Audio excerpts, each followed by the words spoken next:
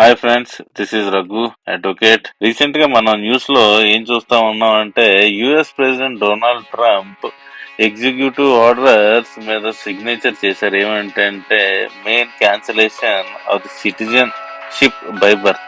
అదే కాకుండా bricks nations మీద 100% టారిఫ్ అనేది ఇంపోజ్ చేస్తాను. ఎప్పుడైతే వాళ్ళ డాలర్లో కాకుండా వాళ్ళ నార్మల్ వాళ్ళ దేశ ట్రాన్సాక్షన్ లో చేస్తుంటే వాళ్ళ మీద కూడా 100% టారిఫ్ అనేది ఇంప్లిమెంట్ చేస్తాను. ఇది ఎక్కడ వచ్చిందంటే ఫస్ట్ యుఎస్ మెయిన్ మనకి ప్రఖ్యాతగాంచింది ఏంటి, యుఎస్ డాలర్ డాలర్ డాలర్.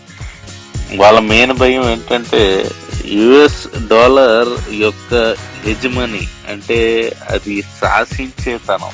ఎవరైనా శాసించడం అంటారు చూడండి, డాలర్ ఒక హెజమనీ అన్నది పోతుందని భయంతో ఉన్నారు.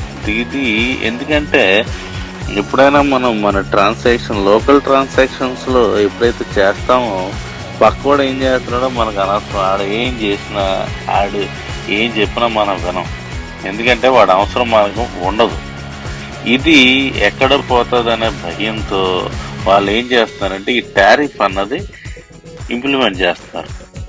ఇది పర్టికులర్ గా బ్రిక్స్ నేషన్స్. మీకు బ్రిక్స్ నేషన్స్ గురించి ఇంకా వివరంగా కావాలంటే బిలో కామెంట్ చేయండి, నేను దాని మీద కూడా ఒక వీడియో తీస్తాను.